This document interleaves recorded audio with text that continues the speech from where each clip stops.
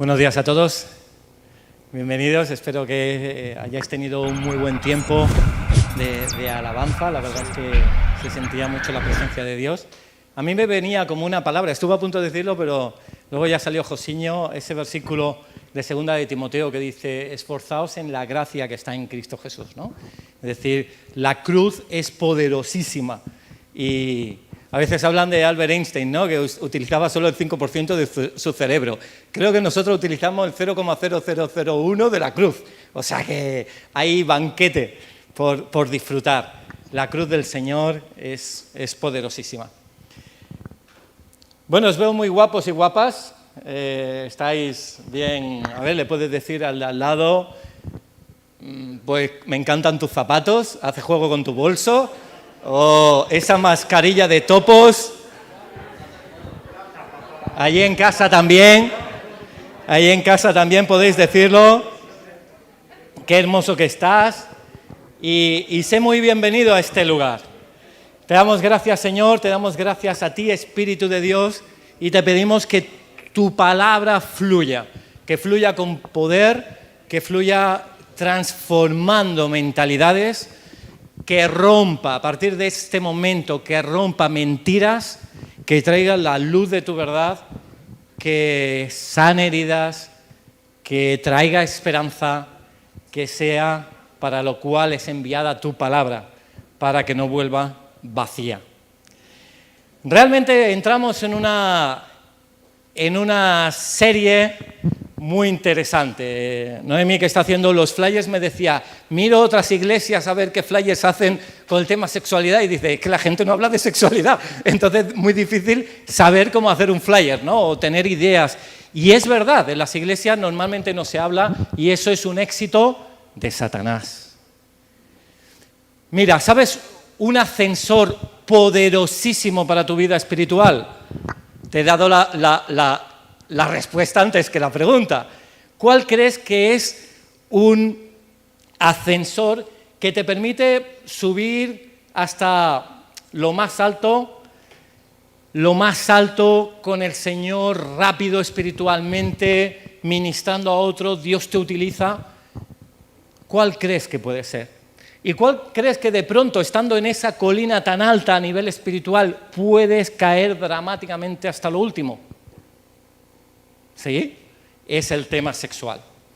Mira Sansón. Sansón tenía las características las mismas que Juan el Bautista.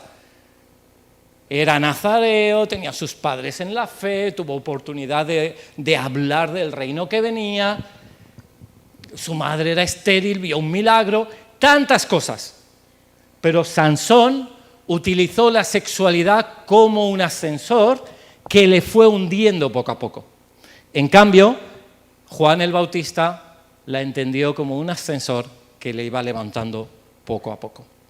Y yo quería hablar en esta primera sesión sobre límites. Y sobre límites quería dibujar un cuadrado, ¿vale? ¿Sabéis la canción del cuadrado? Pues no la vamos a cantar. Dice Génesis: todo comienza con que Dios crea a varón y crea a hembra y pone un lugar precioso. Fíjate que dice Génesis capítulo 2, versículo 8: y el Señor Dios plantó un huerto en Edén, al oriente, y puso allí al hombre que había formado. Génesis 2:8. 2:9: el Señor Dios hizo nacer de la tierra todo árbol delicioso a la vista y bueno para comer, también al árbol de la vida en medio del huerto y el árbol de la ciencia del bien y del mal. ¿Cuántos árboles Dios puso especiales, porque puso muchos, especiales en ese huerto? ¿Cuántos? 2. Y ahí está, los 2 árboles. ¿Vale? Siempre tenemos la mente como el paraíso con un árbol ahí en medio. Lo siento, hay 2. Uno que habla del conocimiento del bien y del mal, que dice Dios: no tomarás, porque si no de pronto conocerás el bien y el mal, todas las cosas, y serás en parte un poco igual a Dios. Y hay otro que es el árbol de la vida. Pero fíjate qué interesante cómo ha empezado ese versículo, Génesis 2:8, diciendo: el Señor Dios plantó un huerto en Edén. ¿Quién hizo el huerto en Edén? Dios. ¿Quién hizo el planeta Tierra? Dios. ¿Quién hizo la nebulosa de la cual surgió el sistema solar? Dios. ¿Quién hizo el universo para contener esa nebulosa? Dios. ¿Quién creó el espacio y el tiempo para meter ahí el universo? Dios. Por tanto, a Dios le pertenece este territorio. Edén. Dios crea. Y en el momento que Dios pone a Adán y posteriormente a Eva en el huerto, no los pone como dueños del huerto, sino que los pone como administradores. Entonces yo quiero que distingas el término entre creador, que lo va a relacionar con propietario, a administrador. ¿Puede repetir conmigo propietario? Y puede repetir conmigo administrador. Adán y Eva eran administradores, es decir, ellos no habían creado el huerto, ellos no habían levantado o inventado esos árboles, sino que lo hizo Dios. Y Dios lo único que hizo con Adán y con Eva es ponerlos como administradores. Repite conmigo, administradores. Administradores es que lleva hacia la administración, es decir, el cuidado. Son, si te suena un poco rara la palabra, son cuidadores de Edén. Y cuando el creador, el propietario, te pone como cuidador de algo, te da unas indicaciones, ¿vale? Cuando tú te compras un microondas, te da el manual de microondas para mirar cómo funciona, porque es el creador. Cuando, por ejemplo, pues tus padres se van de casa y tú eras muy jovencito o jovencita, pues te daba indicaciones, decir, ten cuidado con esto, cierra las ventanas por la noche, no abras a nadie, porque los propietarios eran tus padres. Dios es el que tiene la potestad, el poder para crear, es el dueño y señor, y luego es el que tiene el poder para poner y establecer las normas. Ahora, por ejemplo, Alan me comentaba que ha cambiado de equipo de fútbol. Él ha cambiado de equipo de fútbol y no llegará y decir, oye, a mí el rojo no me gusta, cambiamos de camisetas, todos de amarillo. No, no es el propietario del club. Él va a entrar y va a ver con ello unos privilegios y unos compromisos. De tal manera que el privilegio, él va a poder entrenar, va a poder jugar, va a poder ascender si es bueno, va a estar en el lugar para que puedan escogerlo, quizás equipos más pudientes o más reconocidos, pero luego él tiene también compromisos de puntualidad a los entrenamientos, de cuidar pues, con el atuendo que le cesen, etcétera, etcétera. Si le dicen ponte en esta esquina de lateral, tendrá que ser lateral. Y esa es la diferencia entre ser el dueño y simplemente el administrador, el cuidador. Así, Dios puso en Edén a Adán y Eva y los puso pues para que cuidaran de ello. Y uno se podría decir, uy, pero es un poco rollo el que me pongan límites. Es que Dios me ha dicho que no tome de ese árbol. ¿Exactamente Dios me ha dicho eso? Y luego viene la serpiente y le confunde. No, Dios no ha dicho exactamente eso. Y entonces parece que los límites parecieran malos. Pero es bueno que Alan vaya a un equipo de fútbol y hayan unos límites. Oye, utilizamos esta camiseta. Si no hubiera esos límites, cada uno iría con un atuendo diferente. Ah, mira, pues ese no es el entrenador, pues todos entrenarían. Sería un poco caos. Y Dios es un Dios de orden. Y pone unos límites porque conoce exactamente cuál es el terreno que Él ha creado, que no solo ha creado ese Edén, sino ha creado también ese Adán. Es el creador de todo. Y por tanto, los límites nos dan muchas cosas. Por ejemplo, nos dan una guía de saber qué tenemos que hacer. Cuando vamos a una fiesta que nos invitan, pues, oye, ¿dónde dejo el regalo? ¿Quieres ver cuáles son las normas de aquel lugar? Oye, ¿dónde está la cocina? Oye, ¿y el servicio? Oye, ¿le damos los regalos ahora o no? Y te dice su amigo, no, ahora mejor no, después del pastel. Hay normas para todo, pero los límites te dan una seguridad porque te guían. Y en segundo lugar, te dan protección. Ayer jugaron el Madrid y el Madrid. Y entonces jugaron a fútbol y resulta, ¿qué hubiera pasado si hubiera habido un público que se hubiera pasado, voy para atrás, se hubiera pasado de estos límites? ¿Qué hubiera pasado si el público hubiera entrado al campo primero y luego dentro del campo del terreno de fútbol y todos ahí, no, que se tiene que jugar así, te la paso yo? No, los límites protegen también a los jugadores.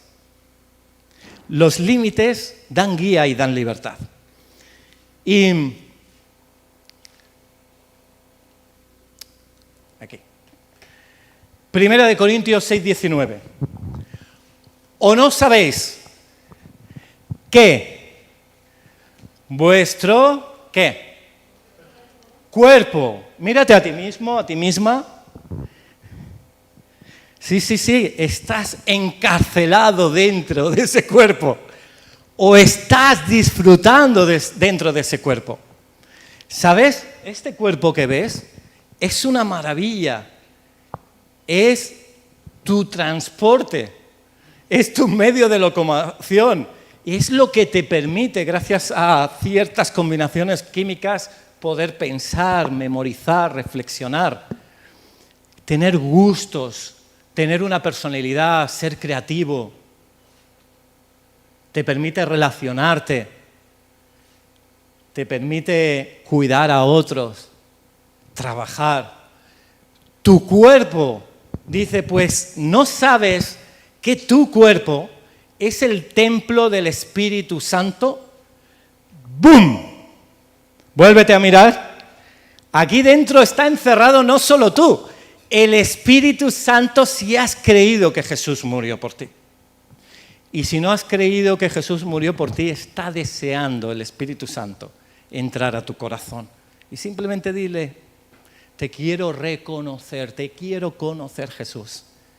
Porque tu cuerpo fue diseñado como Edén para ser lleno de su presencia.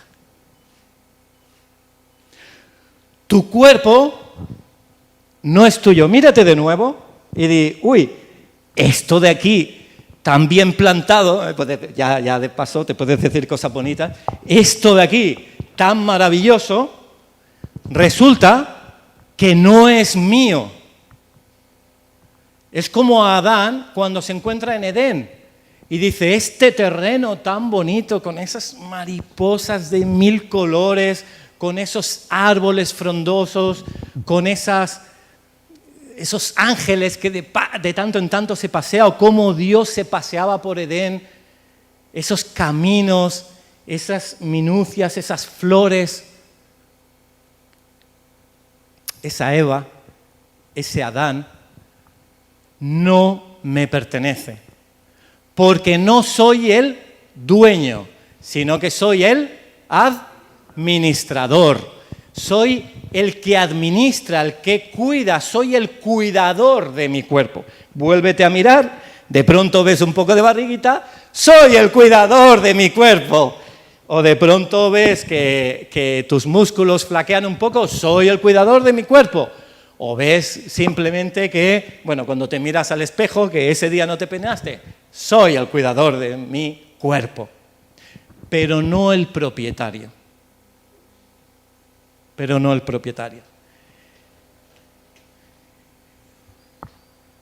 Porque mira, el cuerpo que está en vosotros, el cual tenéis de Dios, y por tanto no sois vuestro.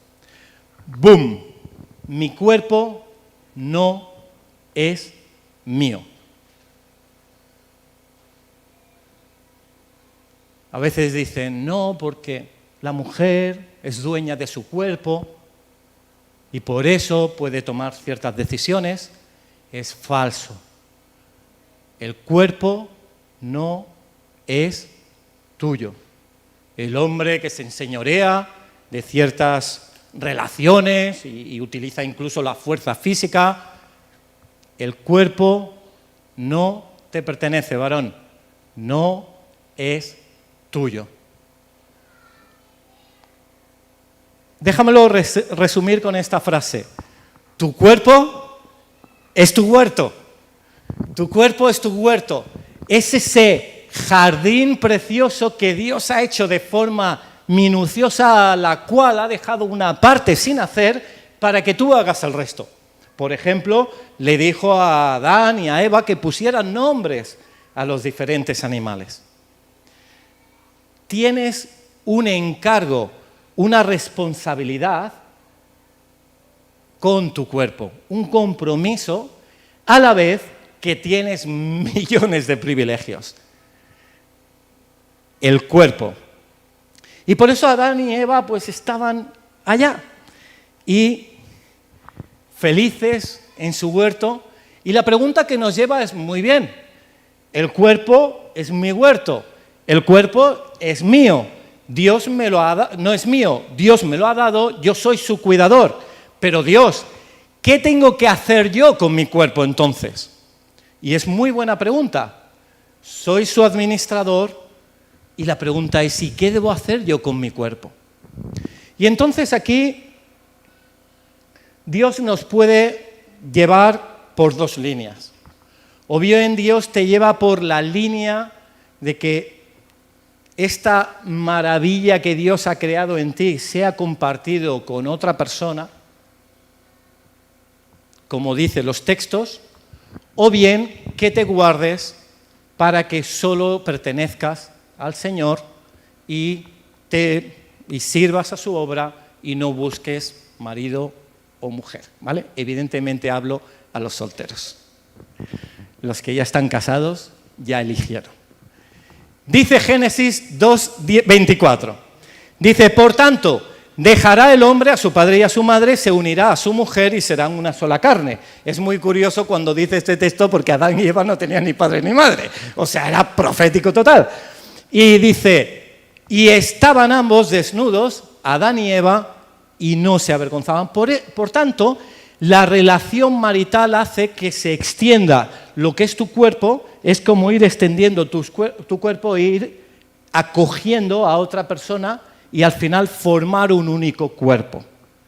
Tu carne, tu esposo, tu esposa. Esto es un misterio.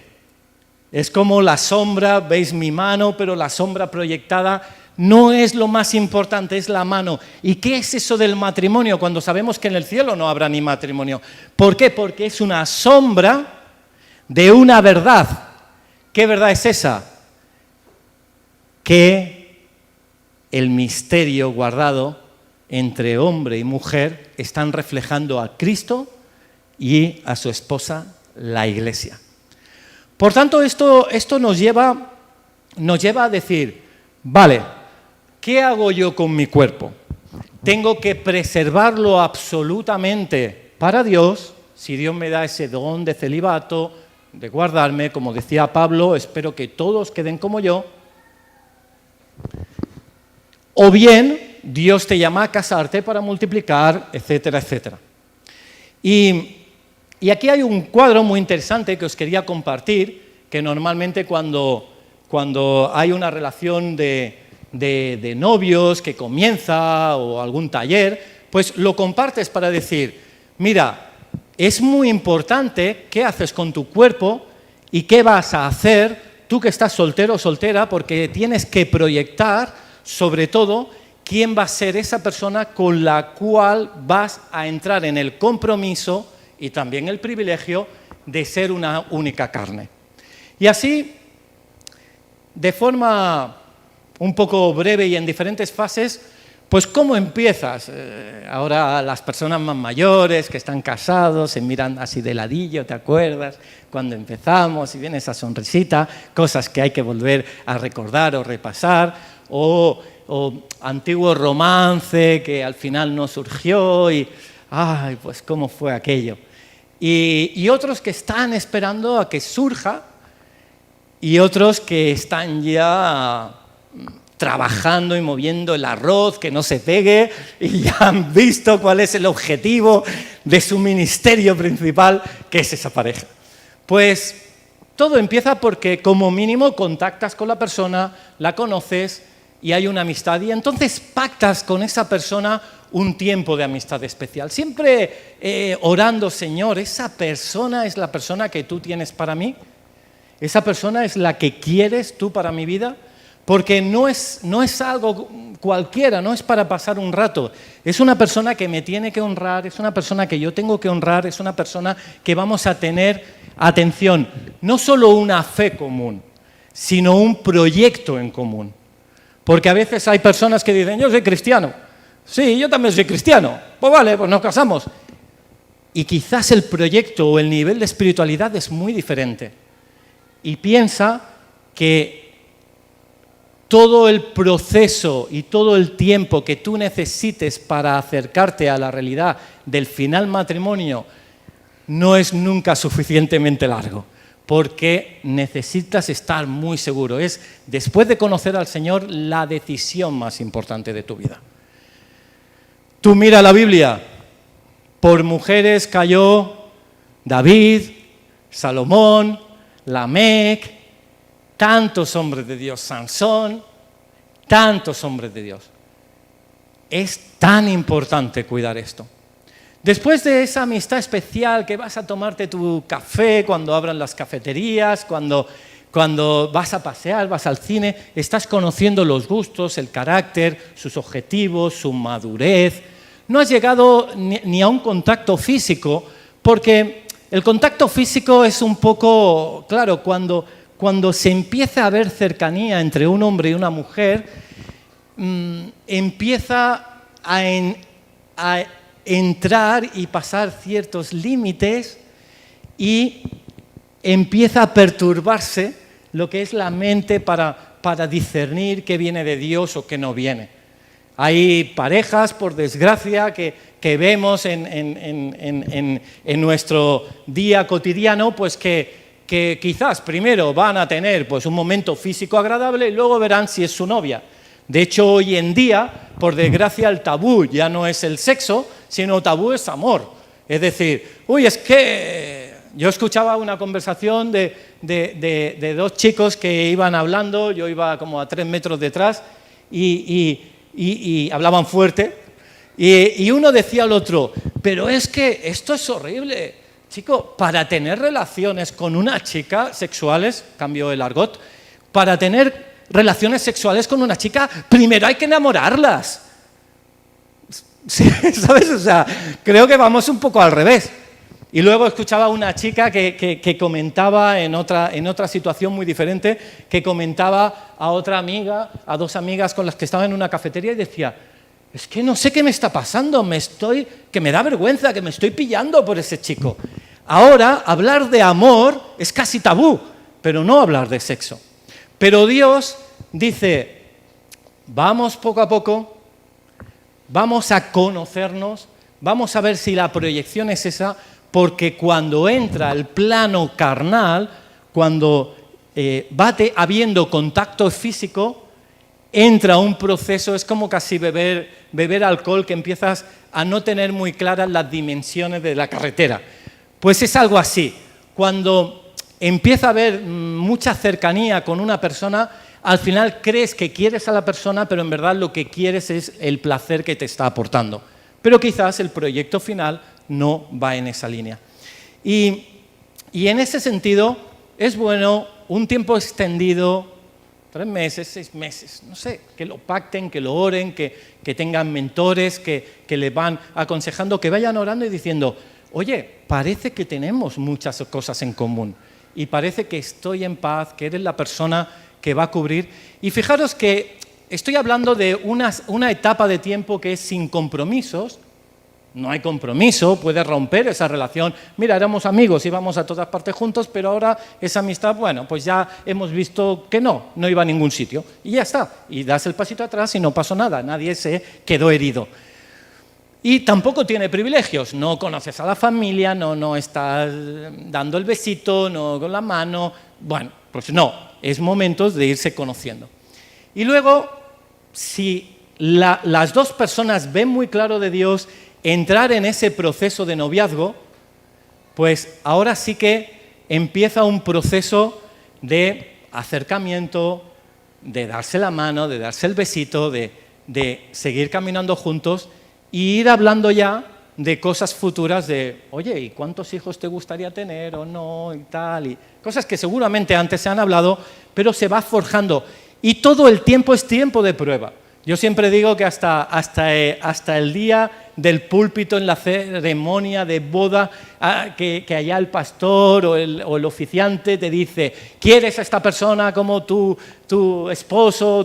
Puedes decir tranquilamente, pues no pasa nada. Perderás dinero en el convite y quizás el viaje, pero no pasa nada, es más importante el resto de tu vida. Es un tiempo de prueba.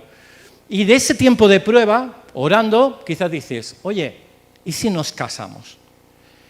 Y quizás en ese tiempo de locura, de ir con preparativos, al final se llega al matrimonio. Y estamos en esa fase de estar en un estado donde hay compromiso, ya conoces a la familia, ya te presentas públicamente como la persona que tiene las intenciones de casarse, etcétera, etcétera, y también los privilegios que todo esto supone, para al final entrar en el matrimonio. Es un proceso que puede parecer largo. A mí en una ocasión me preguntaban, ¿cuánto tiempo uno debería, si es jovencito, debería estar de novios para poderse casar? O incluso preguntas como, ¿y cuándo uno ya tiene la edad para empezar de novios? Pues como mínimo, tirando atrás en el tiempo, desde el momento que te casas hacia atrás, tienen que haber como 2 años importantes. Y 2 años que te van a dar la capacidad de ser independiente económicamente para poder tirar esto adelante, etcétera, etcétera. ¿Que empiezan unos mucho más jovencitos? Pues que sepan que viene un largo camino hasta llegar a esa realidad.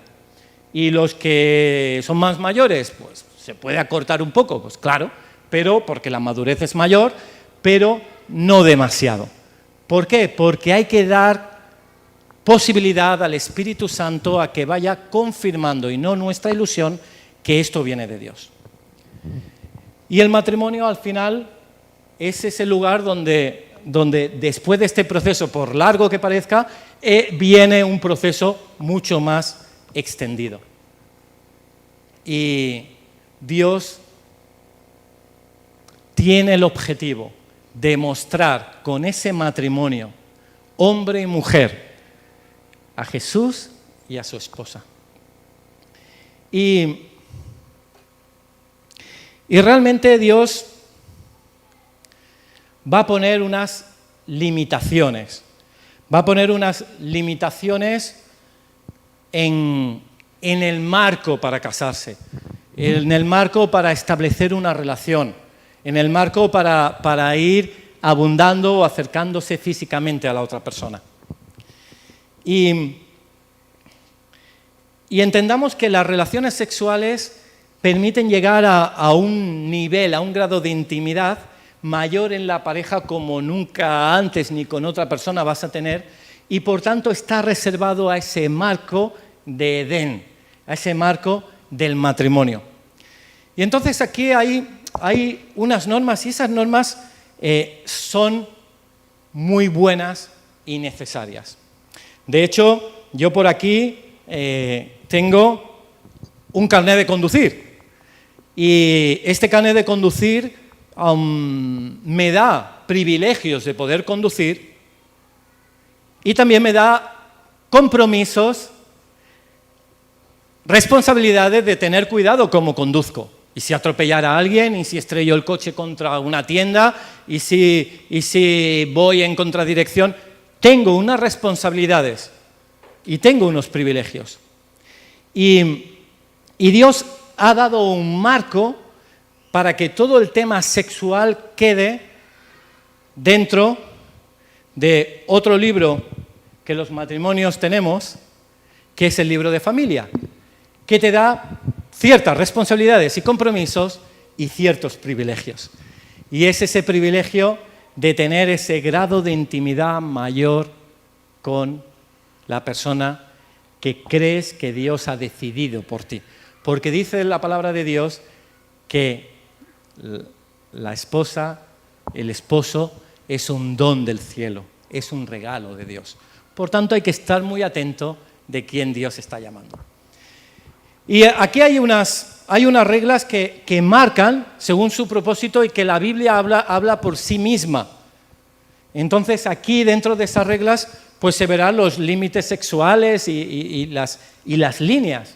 Por ejemplo, dice en 2 Corintios 6,14, no estéis unidos en yugo desigual con los incrédulos, pues ¿qué asociación tiene la justicia con la iniquidad? ¿O qué comunión la luz con las tinieblas? Esto lo refuerza 1 Corintios, Pablo también, capítulo 7, 39, dice, la mujer casada está ligada por la ley mientras su marido vive, pero si su marido muriere, libre es para casarse con quien quiera, con tal que sea en el Señor. Es decir, Dios está hablando de la importancia de crear un yugo en igual nivel espiritual. Ya digo que no es solo decir, bueno, pues ya ha dicho que es cristiano y va a la iglesia, ya es suficiente. O es que está leyendo un libro de la Biblia, o es que yo le animo para ir a la iglesia y ahora parece que hasta ahora. Claro, o sea, igual intentas coger una cabra, intentar tirando de la piel que parezca una oveja, pero no es una oveja. Es decir, la espiritualidad no la puedes forzar. Y en una relación los dos tienen que caminar con el mismo deseo hacia Dios, porque si no, toda la responsabilidad cae sobre ti. Y al final estás arrastrando a una persona que no tiene esa relación con Dios. Y ahora de novios todo es fácil, todo es bonito, uno se esfuerza, pero luego de casado uno se relaja en muchas áreas y dice, hoy domingo prefiero quedarme viendo deporte o dormir más o tantas cosas. Y por tanto es muy importante decir, muy bien, ¿qué necesito yo para encontrar a la persona que Dios quiere para mí? Que esté en mi mismo nivel espiritual. Porque yo te digo una cosa, la experiencia avala al que está hablando y la Biblia es muy clara.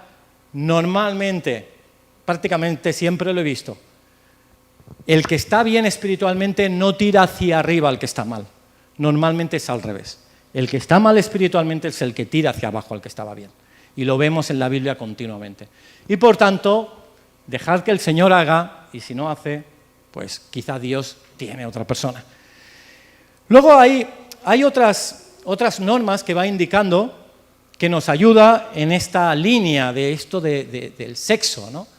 Dice, ¿no sabéis qué? 1 Corintios 6, capítulo 6, versículos 9 y 10. Dice, ¿no sabéis qué?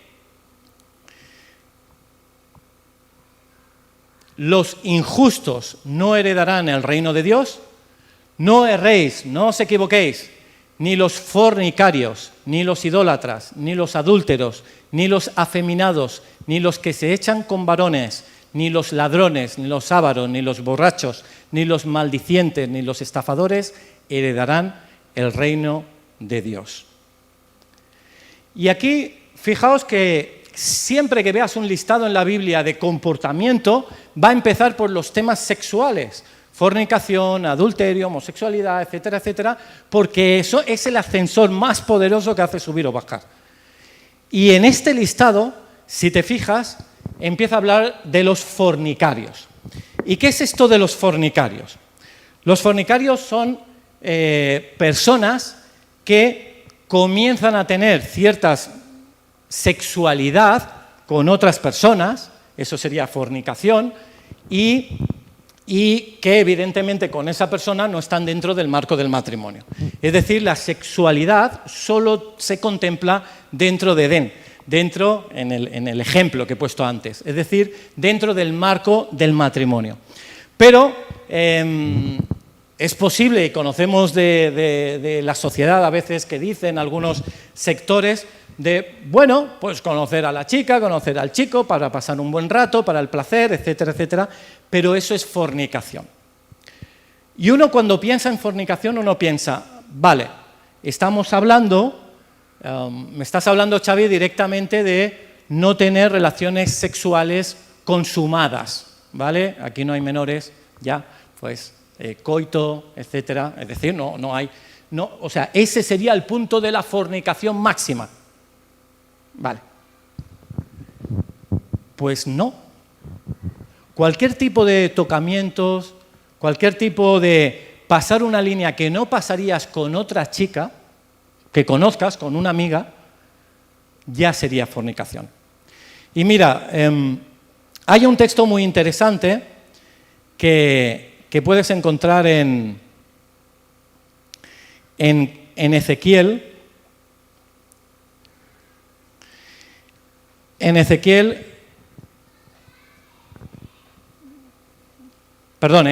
Jeremías 23, versículo 2.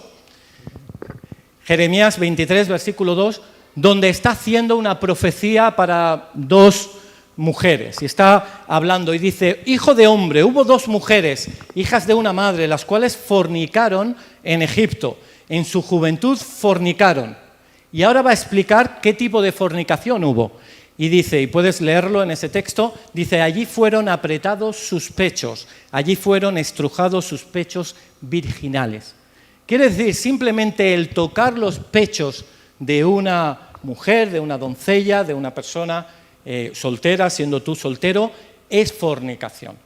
Todo tipo de tocamiento de áreas sexuales que estimulan es fornicación. Y Dios dice, no. Porque va a ir más lejos Jesús y va a decir que incluso cuando nosotros codiciemos a una persona, deseemos estar con alguien, tengamos fantasías sexuales pensando en no sé quién, siendo solteros o incluso casados, eso será pecado. Porque dice la palabra, dice Jesús, que aun cuando uno desea a otra persona, dice, ya está adulterando, ya está como teniendo relaciones. Y esto nos lleva a que si tocamientos no entran, ¿por qué? Porque los tocamientos están adelantando un plazo que habla de la relación sexual final. Es decir, uno cuando entra en tocamientos está imaginando rápidamente ese placer y luego esa relación final consumada. Y por tanto, todos esos elementos son incorrectos, no son apropiados delante de Dios. Yo normalmente digo, cuando me preguntan chicos que empiezan a salir y tal, y digo, cuidado chicos, lo que el bikini tapa, ni se toca, ni se mira. Lo que el bikini tapa, ni se toca, ni se mira. ¿Por qué? Porque son elementos de sexualidad que te llevan el pensamiento, evidentemente, a ir más allá. Y esto abre un abanico amplio. Abre el abanico de, bueno, y las personas que son promiscuas, que tienen muchas relaciones. Recuerdo en Antena 3 que había un programa muy interesante de debate, un foro como el que tendremos este sábado que viene, y fue pues muy interesante sobre el ser virgen o no ser virgen, dejar de ser virgen antes o no del matrimonio.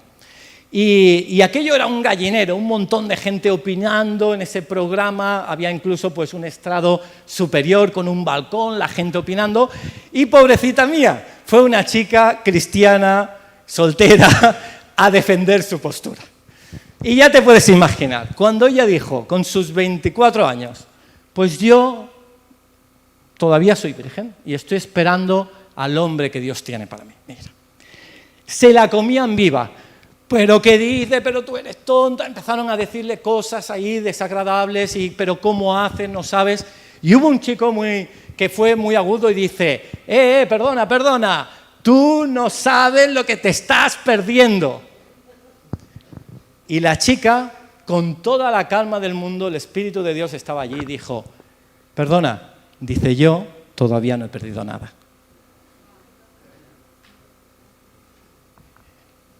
Había sabido guardar esa virginidad.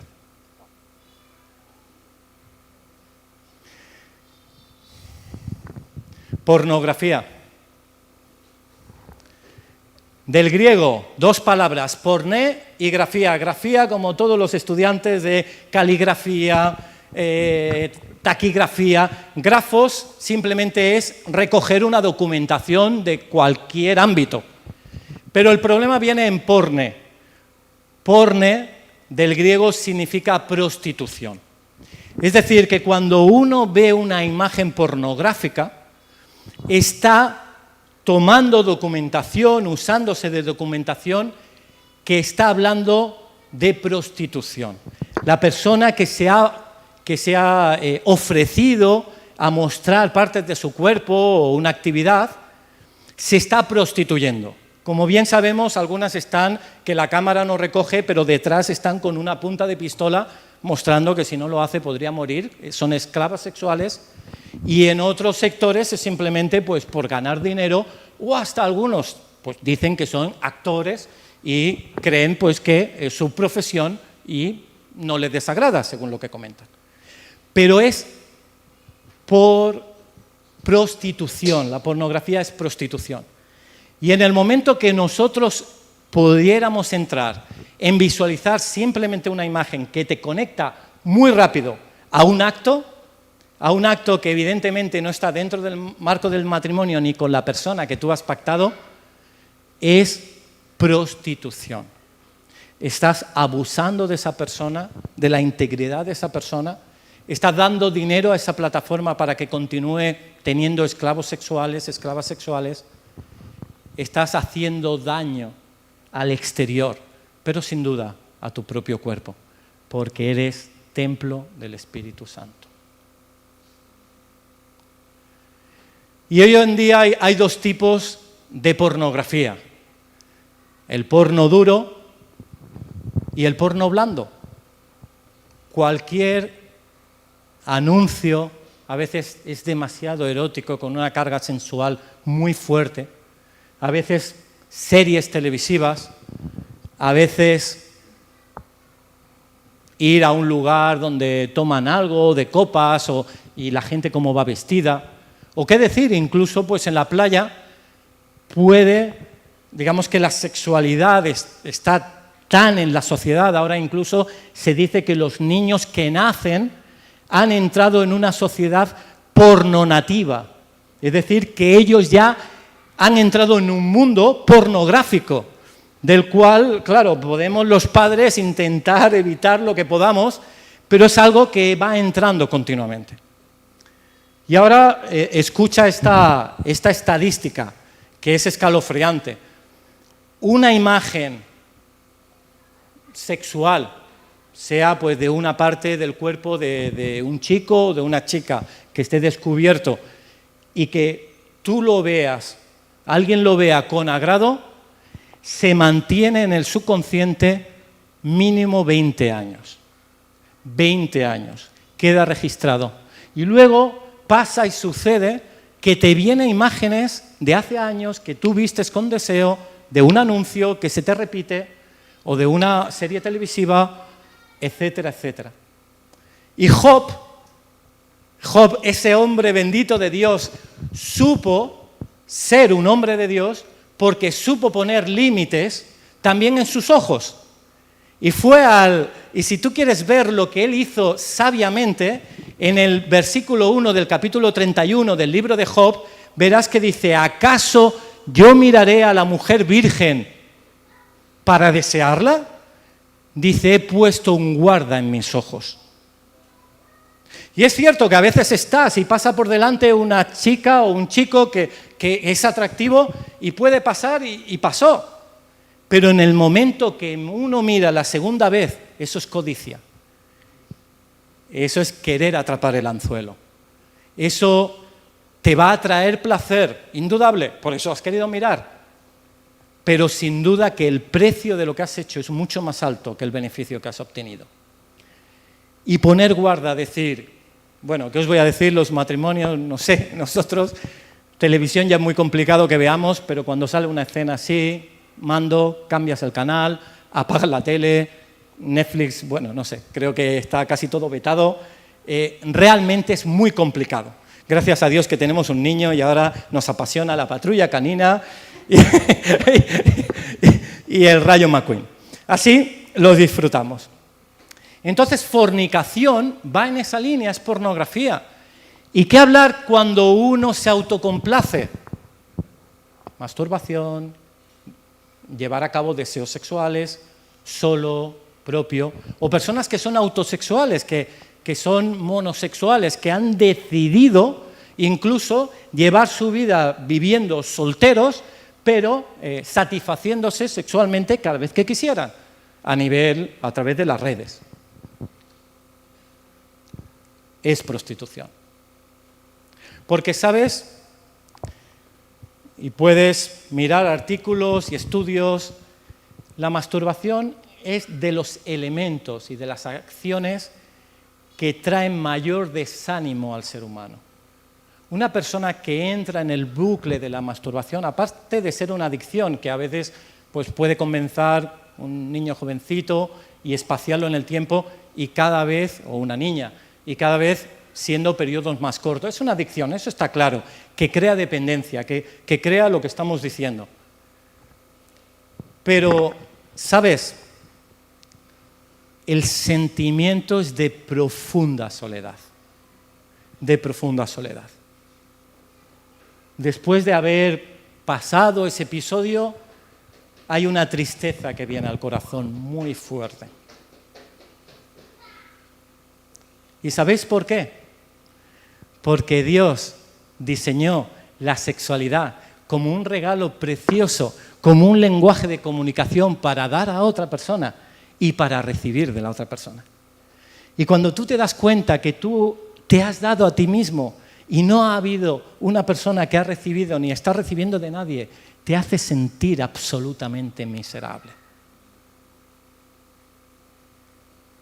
Y todo esto es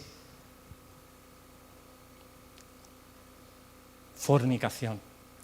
Incluso Dios habla en la palabra de fornicación dentro de los matrimonios, porque pueden suceder estas cosas también dentro del matrimonio. Y no es el plan perfecto de Dios. Habla de los adúlteros, cuando estando casado, habiendo comprometido con alguien, pues tiene relaciones o pensamientos de relaciones sexuales o coqueteo con una persona que no es de ese vínculo matrimonial. Eso es adulterio. Y luego pues habla de varones que se echan con varones, etc. Dios hizo hombre y mujer para hacer su elemento precioso que habla de esa sombra, hablando de esa realidad que es Cristo y la Iglesia, su esposa. Y fijaos que tienen la posibilidad de reproducir, de multiplicarse, porque Dios lo hizo con agrado. Son temas muy delicados que darían para sesiones muy extensas y te invito a tener una conversación sobre cualquiera de estos temas en profundidad, con más textos, con experiencias, pero simplemente quería pasar por estos elementos en esta meditación, simplemente ajustándome al título. Dios es el creador de Edén y le puso a Adán como administrador. Dios ha creado tu cuerpo, te ha creado a ti y te ha puesto a ti para administrarlo, pero te ha puesto unas reglas de juego, como en el fútbol, cualquier deporte o cualquier lugar social. Y esas reglas de juego son estas que estamos comentando. Y quería, por último, hablar del matrimonio. Honroso sea en todos el matrimonio y el lecho sin mancilla. Es decir, es posible que dentro del matrimonio haya actividades que denigran a la otra persona. Por ejemplo, algo osado, por ejemplo, o algo que lo menosprecia, o que la utilizas a la otra persona. Oye, si esto y esto no aquello, pues no vamos a tener relaciones. Es estar comercializando con una gracia que ha dado Dios, de que el marido y mujer se puedan unir. Y es muy muy interesante porque hay el peligro de haber relaciones sexuales no agradables al Señor, con actividades no agradables al Señor, que sería esa mancilla o ese polvo o esa suciedad. Por eso dice, guardaos de ese tipo de relaciones. Pero está el otro extremo, que tampoco está en el orden de Dios, que es cuando un matrimonio ya comienza a tener el hábito de no tener relaciones sexuales. Y Primera de Corintios, capítulo 7, versículo 3, dice, el marido cumpla con la mujer el deber conyugal, refiriéndose a relaciones sexuales. Primera de Corintios 7, 3. Y asimismo, la mujer con el marido. La mujer no tiene potestad sobre su cuerpo, ya decimos, no es administradora, ahora ha hecho también administrador al otro, sino el marido, ni tampoco tiene el marido potestad sobre su propio cuerpo, sino la mujer. Es decir, ahora ambos administran Edén. Uno no se puede negar al otro, porque ya le pertenece también, en esos marcos de lógica. ¿Sí? ¿Me explico? Y dice, no os neguéis el uno al otro, a no ser, y aquí da un paréntesis, por algún tiempo en mutuo consentimiento para ocuparos sosegadamente en la oración y volved a juntaros en uno, para que no os tiente Satanás. Y el protagonista que está detrás de todo este tema es Satanás. Fíjate que hoy en día la empresa o la actividad económica que más dinero mueve en el mundo, ¿sabéis cuál es? ¿Sabéis cuál es? No sabéis cuál es, vale. Pensaba que diríais sexualidad, pues no lo es. Son los videojuegos. El mundo de los videojuegos mueve millones y millones porque tener gente adicta siempre da dinero. Pero el segundo negocio que más dinero mueve es todo el tema sexual. Satanás está sacando mucho partido.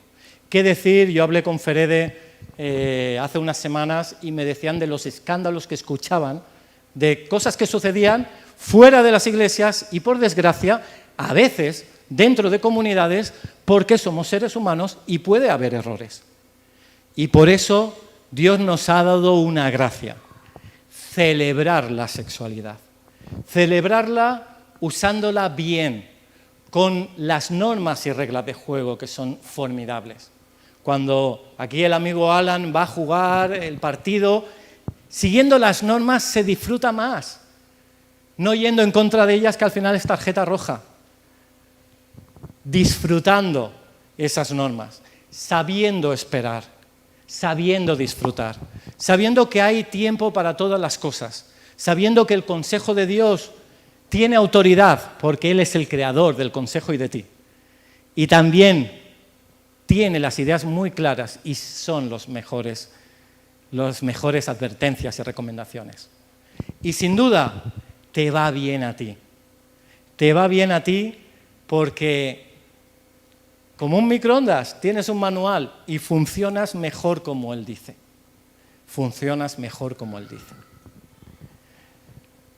Yo me acuerdo de una chica que era jovencita, 17, 18 años, chica de iglesia, decide ir al seminario bíblico, decide que en una reunión de jóvenes pues se dijeron de hacer una lista para la persona que Dios tenía para ti, y entonces se hizo pues una lista. Habían chicos que le pretendían, pero en todo momento dijo: me parece que no siento paz, estoy orando, no siento paz, creo que no es lo que Dios quiere para mí. Y fue esperando.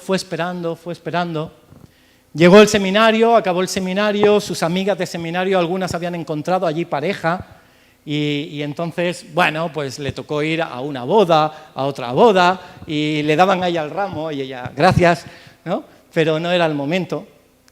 Y pasaron años. Pero un día llegó a la iglesia una persona que supo reconocer. Y me consta que en la intimidad de la noche de novios la cual nadie debe saber más que los novios, pues dio un regalo maravilloso a su esposo, porque se supo guardar. Y solo os puedo decir que con una persona así se puede vivir en el país de las maravillas. Es un regalo maravilloso, es un regalo, es saber decir que no, es saber crecer en Dios. ¿Amén? Amén. Pues la palabra así sea. Tenemos un momento de alabanza y finalizamos.